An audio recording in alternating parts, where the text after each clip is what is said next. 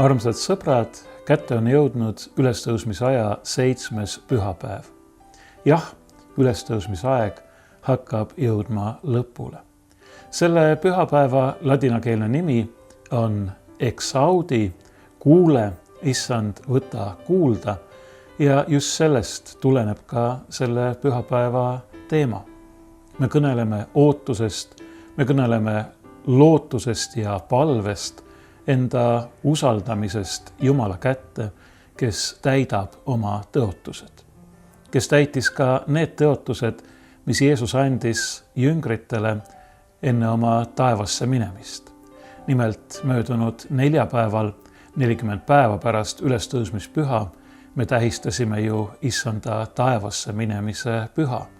Ja enne kui ta läks üles taevasse, ütles Jeesus oma jüngritele, et nad peavad jääma ootama, kuni täidetakse tõotus, mis neile on antud, kuni nad rüütatakse väega ülevalt, see tähendab, nende peale valatakse püha vaim, kes annab neile julgust, kes annab neile tarkust, kes neid tõepoolest vaimustab selleks, et nad võiksid minna ja kuulutada rõõmusõnumit risti löödud ja üles tõusnud issandast päästeks kogu maailmale, kõigile inimestele, tervele sellele õnnetule inimkonnale, kes Jumalast lahus on määratud igavesse hukatusse, aga keda Jumal ei taha lasta mitte hukkuda, vaid tuua tagasi enda juurde ja juhtida igavese elu rõõmu ja kirkusesse.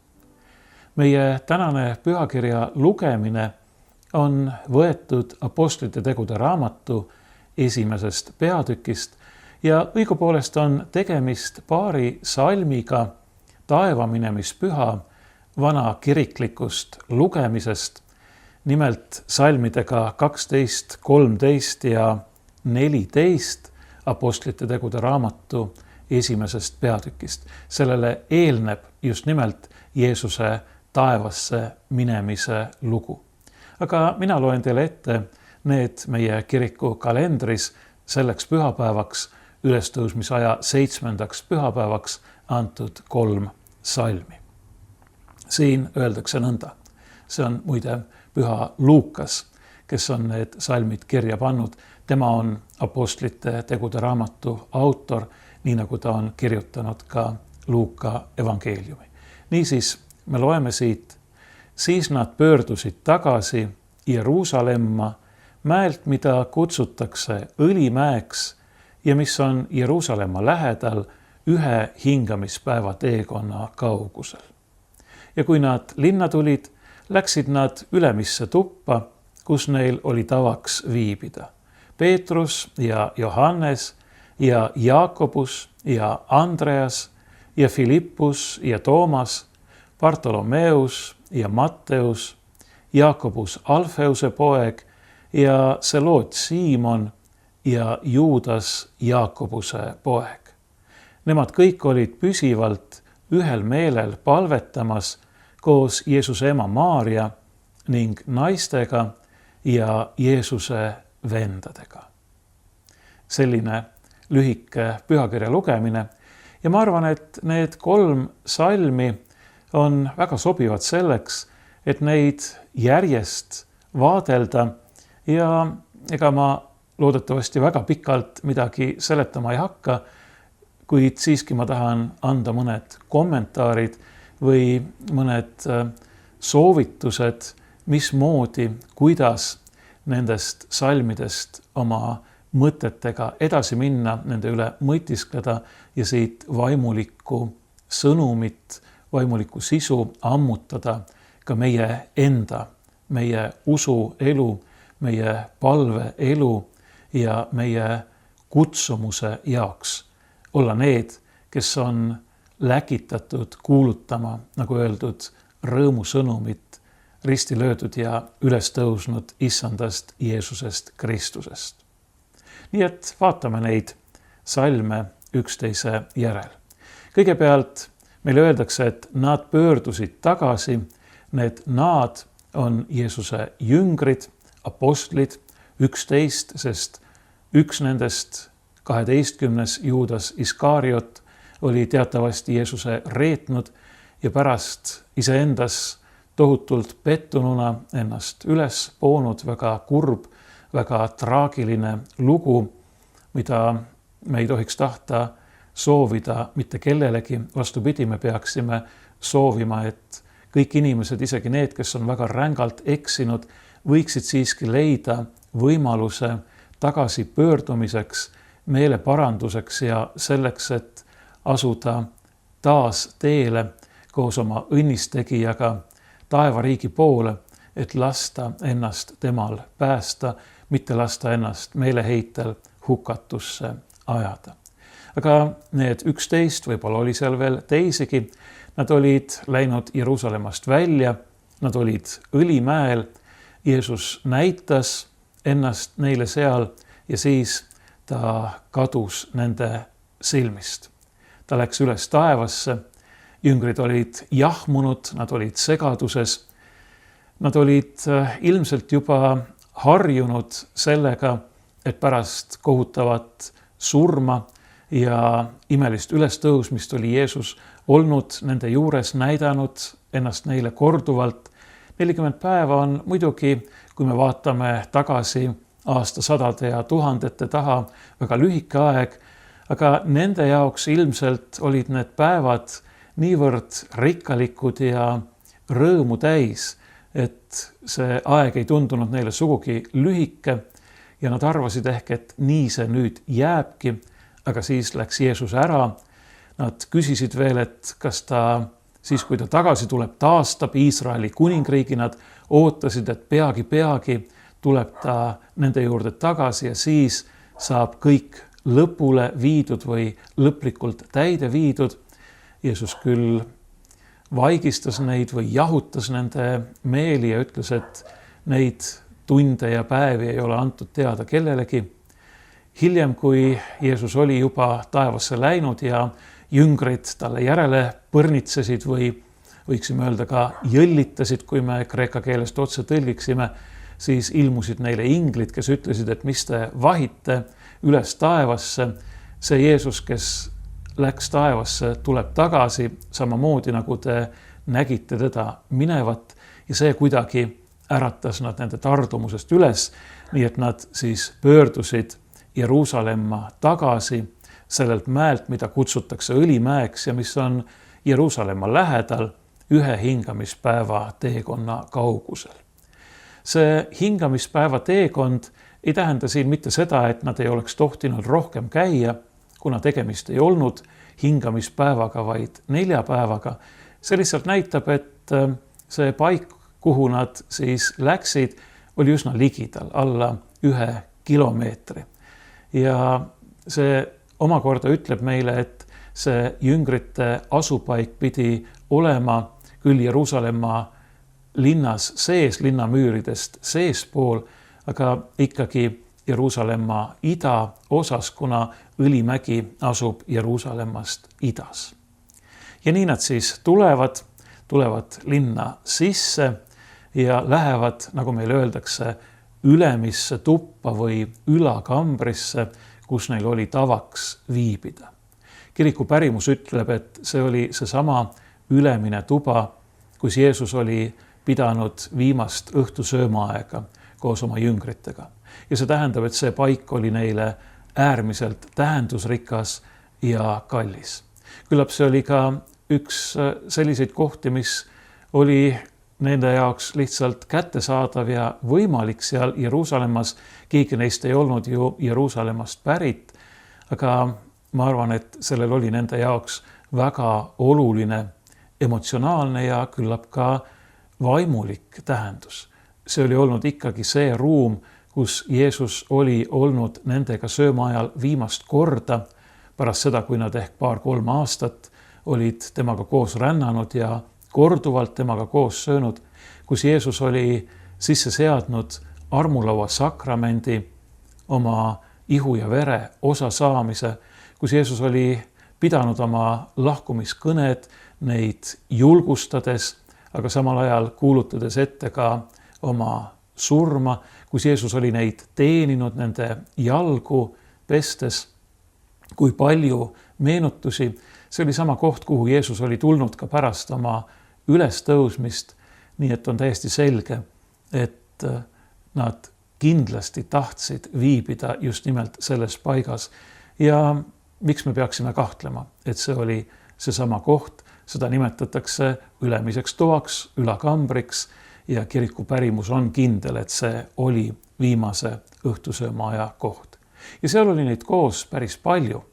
Seal oli Peetrus ja oli Johannes ja Jaakobus ja Andreas ja kõik need teised apostlid, nagu öeldud, peale Juudas Iskarioti.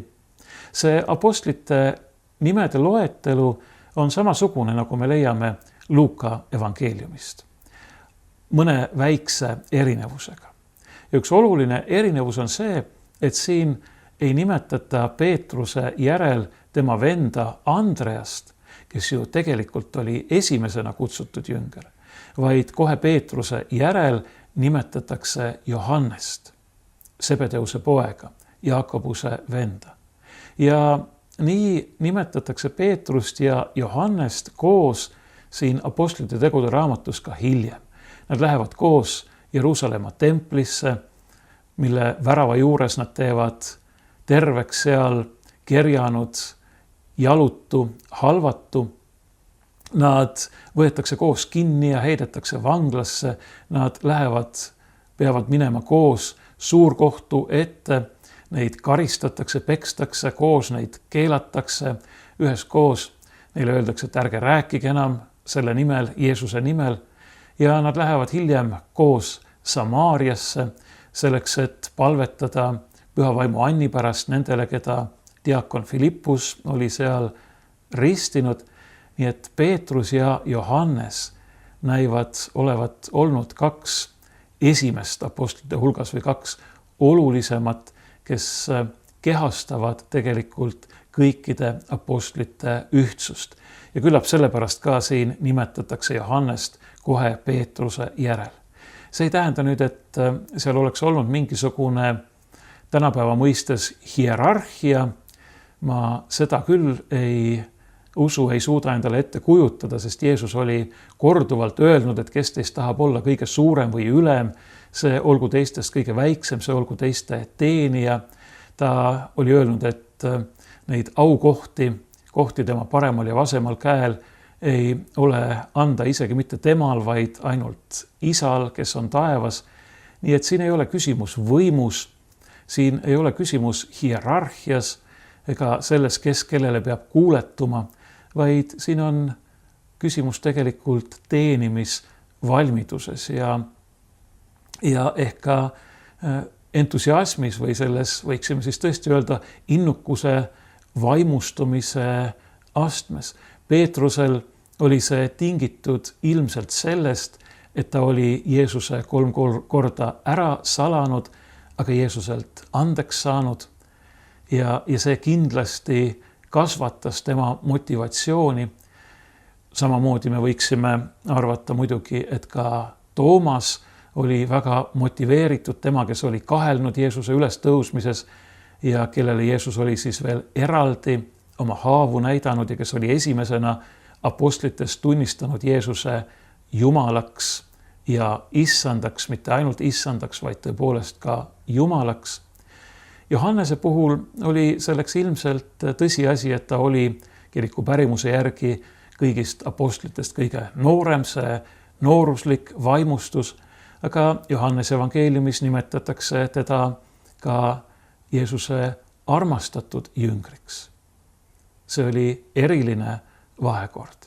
Ja me ei saa seda Jeesusele kuidagi ette heita, sest et Jeesus Jumalana kindlasti jagab, pakub kõigile oma armastust, oma armastuse täiust ühel viisil, aga paraku erinevad inimesed võtavad selle erineval viisil ja ka erineval määral vastu. Küllap siis Johannes oli võib-olla ka oma nooruslikus maksimalismis see, kes tõesti võttis selle armastuse täiuse vastu nii suure inimliku täiusega kui üldse võimalik.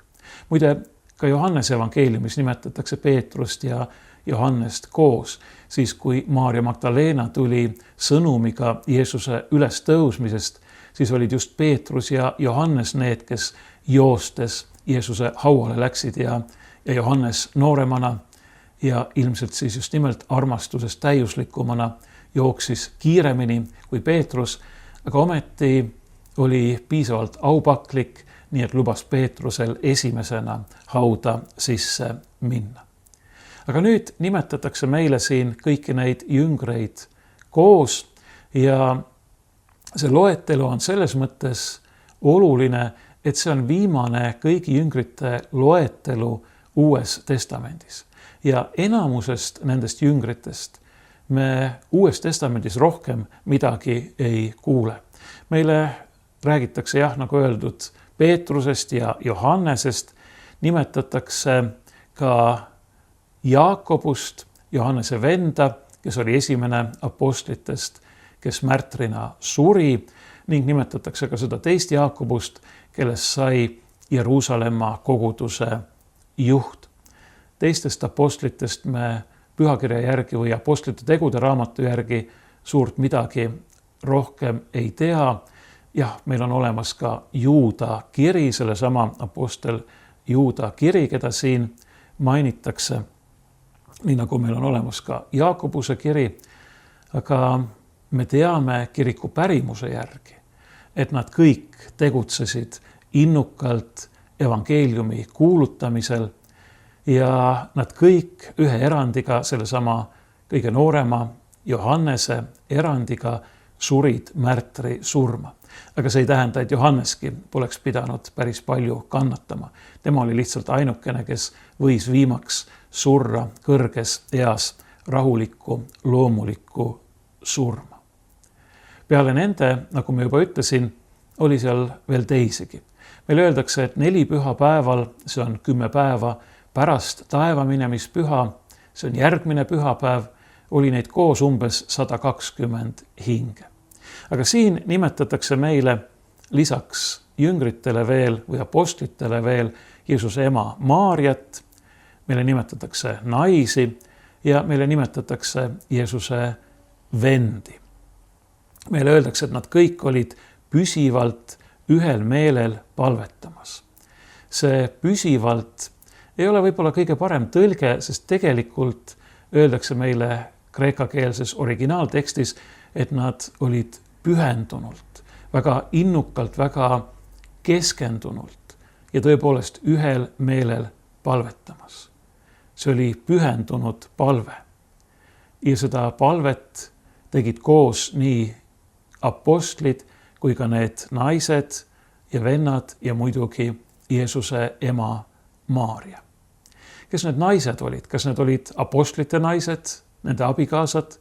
Jah, see võis täpselt nii ollagi, aga kindlasti oli seal teisigi naisi, neid, keda näiteks Luukas nimetab oma evangeeliumis ja ma olen päris kindel, et nende hulgas oli ka Maarja Magdalena, oli ehk ka Marta. Eriti Maarja Magdalena oli ju väga pühendunud Jeesuse kuulamisel ja küllap ka pühendunud palves, aga samamoodi Jeesuse oma ema Maarja, kelle kohta meile öeldakse evangeeliumis, kuidas ta talletas kõik, mida Jeesuse kohta räägiti või mida ta ise ütles oma südames ja mõtiskles selle üle, nii et selline mõtisklev ja ka Jumala sõnale ja Jeesuse isikule ja temast teostunud lunastustööle keskendunud palve on meile kindlasti suureks eeskujuks ja õpetuseks, nii nagu ka Maarja Magdalena palve, tema palve, kes istus vaikselt Jeesuse jalgade ees ja kuulas teda, kelle kohta Jeesus ütles, et ta on valinud endale hea osa, mida keegi temalt ära ei võta ja kes armastas Jeesust kogu oma südame täiusega.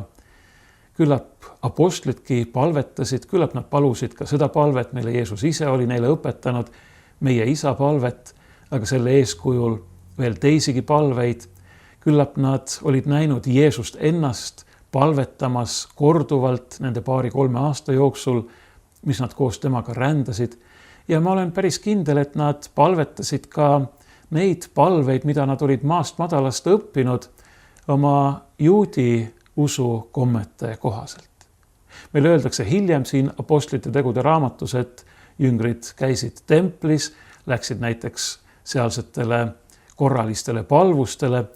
Luukas ütleb oma evangeeliumi lõpus, et nad ei lahkunud templist, et nad olid kogu aeg templis, nii et nad osalesid ka sellel avalikul jumalateenistusel ja nendel avalikel palvustel, millega nad olid harjunud lapsest saati, mille oluliseks osaks olid psalmid, Vanatestamendi laulud, muud pühakirja kohad, nii et nad süvenesid pühasse kirja, aga eeskätt tähendas see nende palve ikkagi enda usaldamist, enda täielikku lapselikku usaldamist Jumala kätte.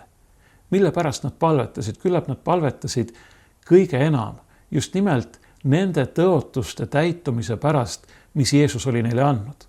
Nad ju päriselt ei teadnud, mida see kõik tähendab, mida see endast kujutab, mis neid ees on ootamas. Jah, Jeesus oli öelnud, et ta saadab tröösti ja eestkostja, et ta saadab vaimu isa juurest, kes neid valgustab, kes neid juhatab, kes neid julgustab, kes näitab neile kogu tõe ja annab neile ka tarkus selleks, et nad võivad seda tõde ja evangeeliumi kuulutada kõikidele, kelle juurde seesama vaim nad läkitab. Küllap nad palvetasid kõige selle pärast. Ja see on, mille pärast ka meie peame palvetama. Alustades sellest, et me usaldame ennastki lapse meelest täielikult Jumala, oma taevase isa hoolde, kes teab, mida me vajame ja kes annab meile, mida me vajame, kes täidab meie vajadused ja kes täidab oma tõotused. Ja ka meid aitab selleks väga seesama meie isa palve ja selle palve eeskujul tehtud palved. Ka meid aitavad pühakirja palved ja psalmid ja pühakirja sõna, selle üle mõtiskleme, täpselt nii, nagu tegi Jeesuse ema Maaria. Jeesuse kuulamine, Jumala sõna kuulamine, nii nagu seda tegi Maaria Magdalena ja tema tõotuste, tema püha vaimu pärast palvetamine, et Jumal tõepoolest pühitseks meid, et ta valgustaks meid, et ta täidaks ja juhataks meid jätkuvalt selle hea elu andva, tarkust andva, julgust ja väge andva vaimuga. Selleks, et me ise võiksime kasvada tema lastena, elada vaimulastena, valguse lastena, mitte enam liha orjuses, mitte enam pimeduse ja surma lastena. Ning selleks, et me võiksime jagada seda imelist rõõmusõnumit, millest me ise oleme osa saanud nendega, kes on meie ümber. Milles see rõõmusõnum seisneb? Kahtlemata selles, mida Jeesus ütles ise jüngritele taevasse minemisel. Vaata, mina olen iga päev teie juures kuni maailma ajastu otsani. Ärge kartke, teie süda ärgu ehmugu, nii nagu ta ütles viimasel õhtusööma ajal. Me tuleme, isa ja mina, me tuleme teie juurde. Me teeme eluaseme teie sisse, et teil võiks olla igavene eluase meis. Mitte miski ei saa meid lahutada Jumala armastusest, mis on Jeesuses Kristuses, kinnitab meile apostel Paulus ja see on absoluutne tõde. Aga kahtlemata kuulub selle sõnumi, selle rõõmusõnumi juurde, mida me oleme kutsutud kuulutama ja milles me oleme kutsutud elama, ka kutse meeleparandusele. Tuletame meelde, mida kuulutas Peetrus nelipühapäeval, siis kui see tõotus oli täitunud, siis kui ta oli täidetud püha vaimuga. Parandage meelt, laske ennast ristida pattude andeks andmiseks. Pöörduge ära sellest rikutud, sellest pöörasest sugupõlvest. Ärge jätkake samamoodi, sest et te olete teel hukatuse poole. Vaid tõepoolest, pöörake ümber. Pöörduge tagasi Jumala juurde, haarake temast kinni, usaldage ennast tema kätte, tema andeks andva armu hoolde, aga ka tema juhtimise hoolde. Kui me usume, et Jumal on hea, et ta on nii hea ja suuremeelne, et ta annab meile andeks meie patud, siis kuidas me saaksime mitte uskuda, et ka tema käsud on head.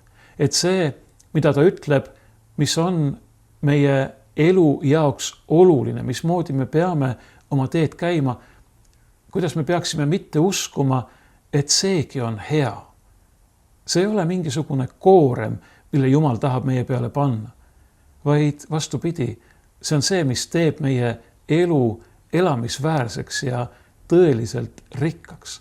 Kui me tõesti elame armastuses, kui me tõesti käime Jumala püha tahtmise järgi, tema püha vaimu abiga, tema püha vaimu väes, kui me ei hakka mitte Jumalale vastu, ei pööra temast ära, vaid pöördume tema poole ja käime tema sõna järgi, siis me oleme õnnelikud ja siis me saame teha õnnelikuks ka teisi.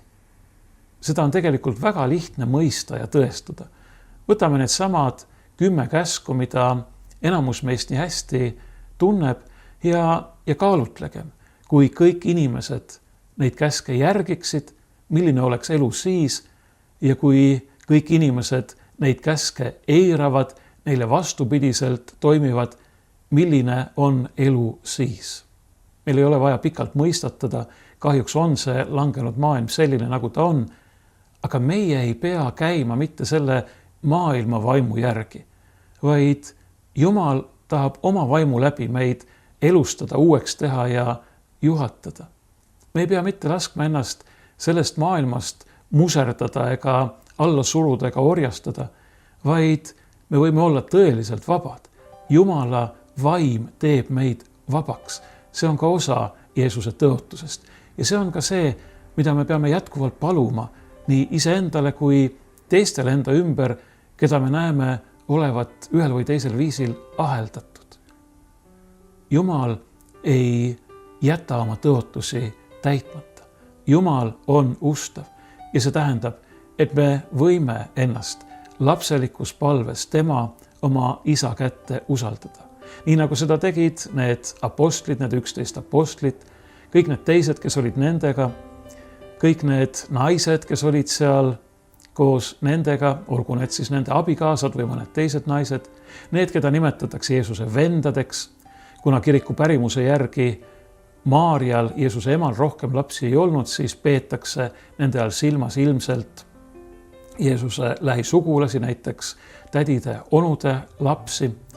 Me päris täpselt ei tea seda, aga nagu ma ütlesin, kiriku pärimus on, et Maarja ei sünnitanud pärast Jeesust enam lapsi.